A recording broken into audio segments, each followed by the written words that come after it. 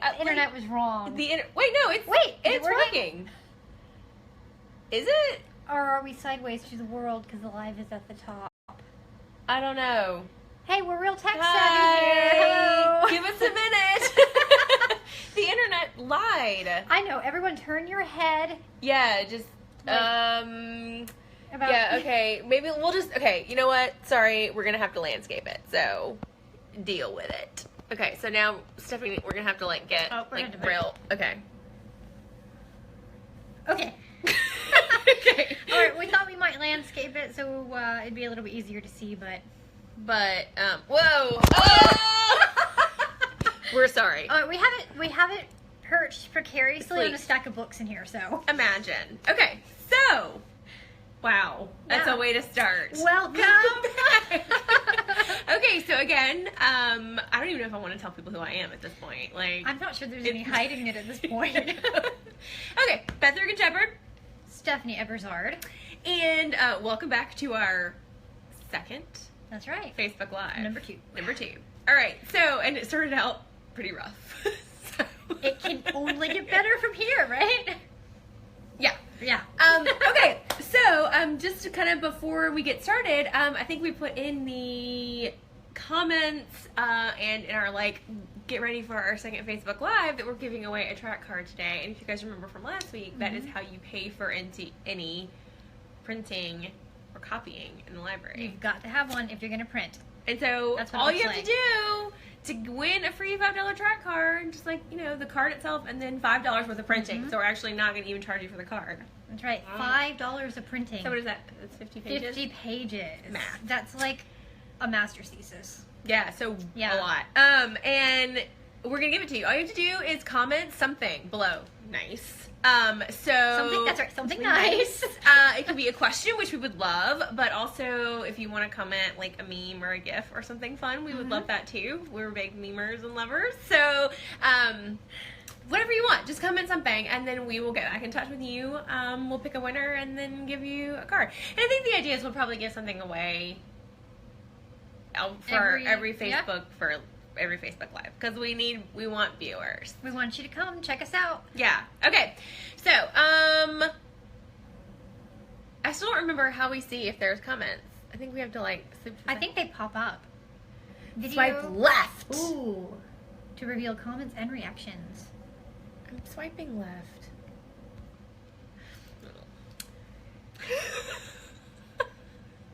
Yeah. Okay. So maybe it's just because we don't have any yet. Yeah, maybe so. Okay, so today, last week we talked about just kind of general library stuff in general, but today we're going to talk a little bit about a question that we get at the reference desk all the time, and that is, do you have this book? Yeah. And I guess we should, before we actually talk about kind of easy way to look it up, I guess we should kind of talk about generally what's in our collection. So I think we kind of addressed last time the textbook question, so whether or not you have our textbook. But we get a lot of questions, especially kind of at the beginning of the year, about what would you consider more popular reading kind of thing? Lots of questions about popular fiction. Yeah, do you have this? And student was looking for Stephen King's The Dark Tower series.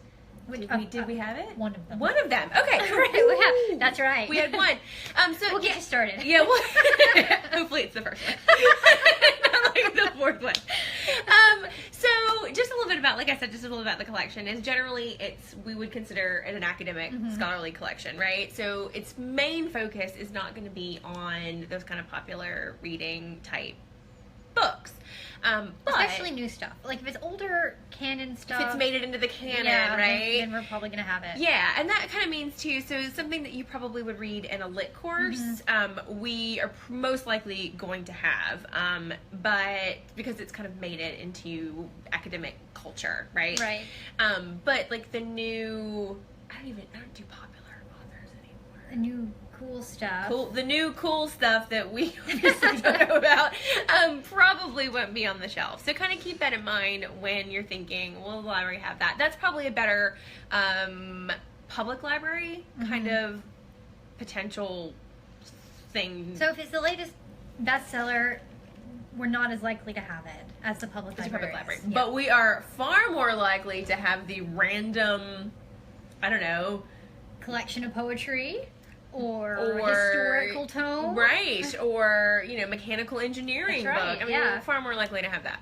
Okay, so now that kind of addresses, like, what kind of stuff is in the collection, there's a really easy way to see if we have a book if you have the title already. Yes. Okay, so do we want to we're gonna see how this works. We're gonna try to demonstrate how to use this thing. Okay, so we're gonna actually play with the book that we actually know that we have. Of course, this would not be real life, right? Real life, you would be wondering if we have it or not. You wouldn't be holding it in your hands. Yeah, that would be weird. That'd be weird. But book, the Voyage manuscript. And this is kind of a fun example because it starts with something in Library Land that we tend to ignore, which is an article, the, right? Mm-hmm. And for librarians, the doesn't mean anything.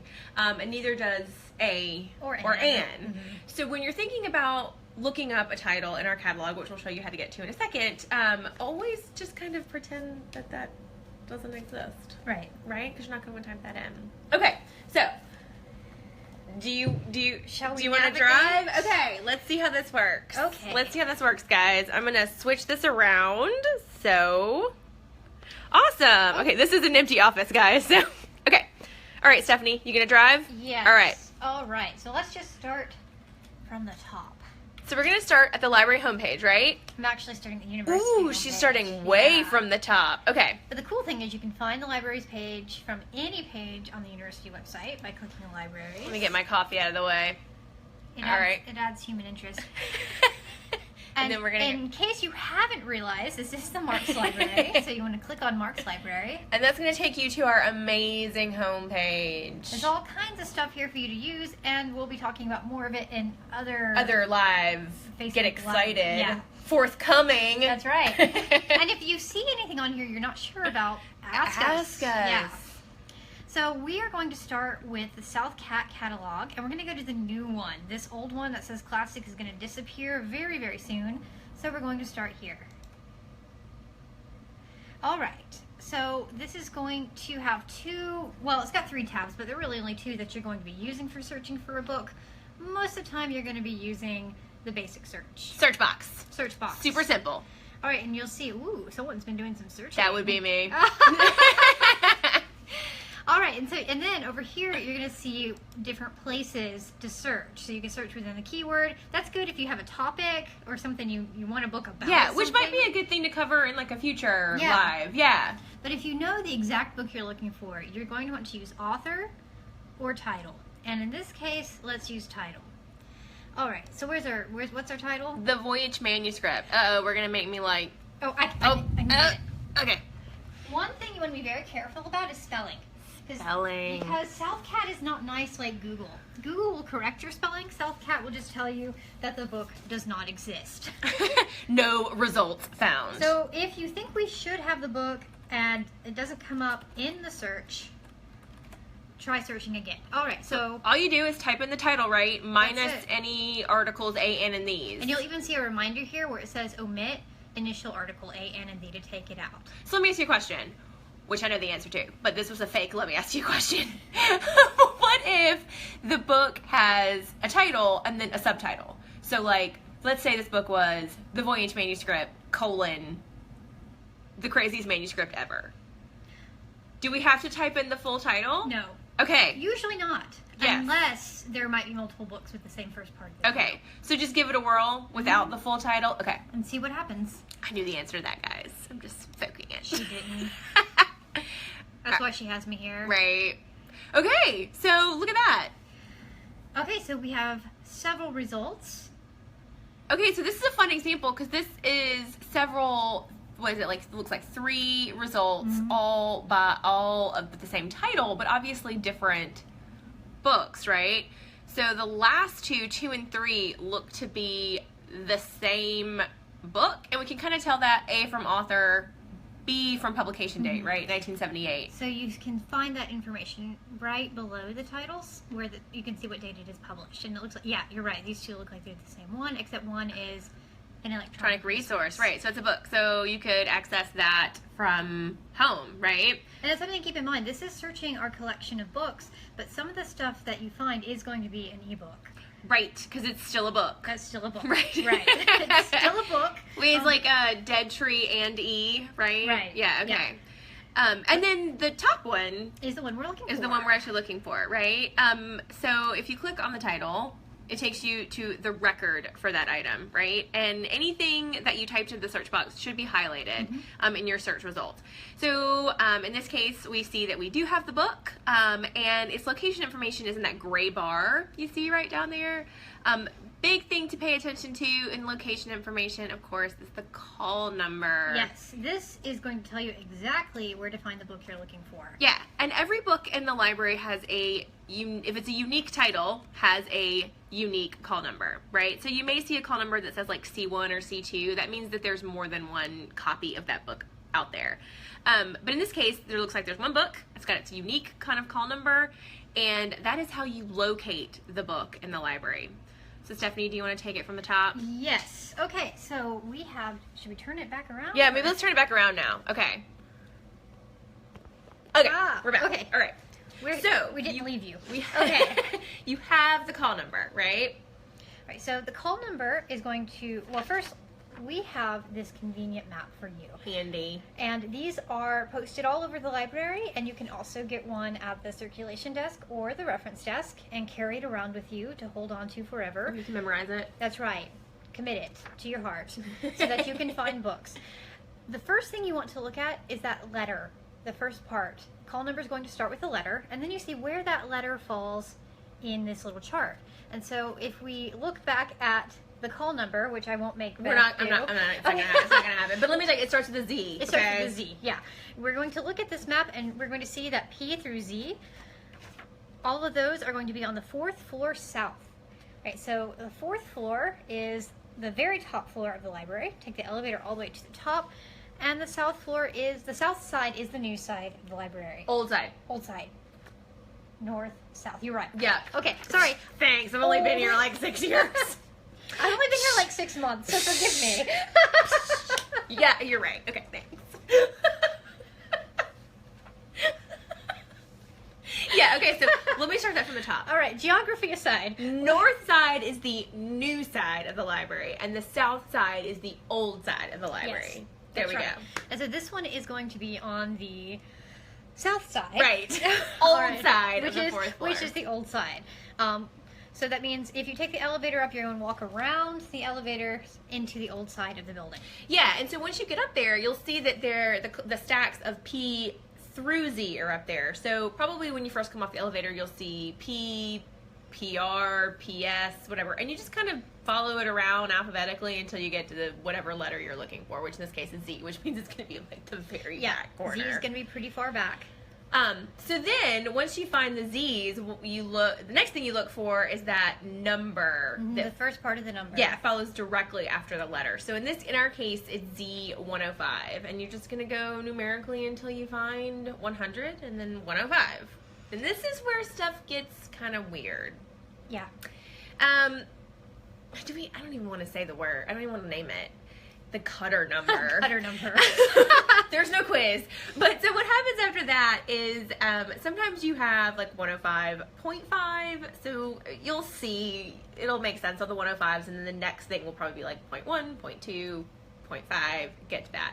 The next weird thing, it shifts back alphabetically. Yes, back to letters. Right. So in this case, our cutter number is V65.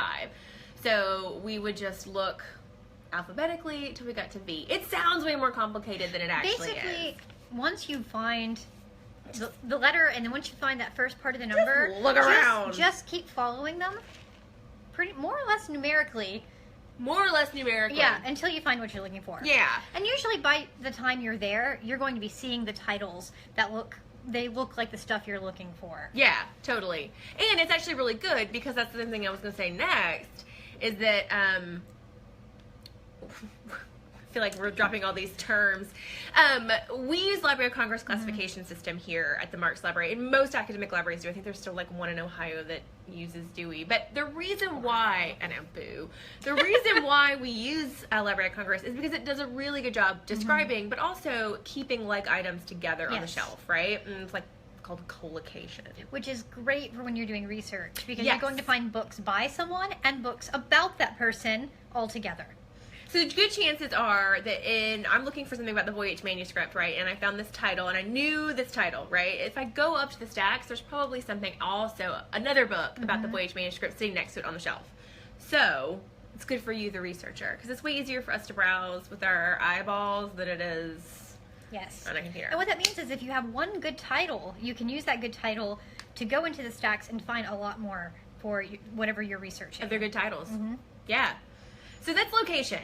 It sounds worse than it is. It's really not very hard. Once you do it once, you're fine forever. And if you ever get stuck, just find a librarian and say, I cannot find this book anywhere, and we'll be happy to help you find it. That's a good point, because sometimes people aren't as cool as they should be, and they take stuff off the shelf and don't actually check it out, and then reshelve it in weird places, like stick it on the end. Don't reshelve your books. We'll do it for you. Do it. Yeah, we want to make sure they end up in the right place. All that weird stuff about cutter numbers you were just talking about. We know it.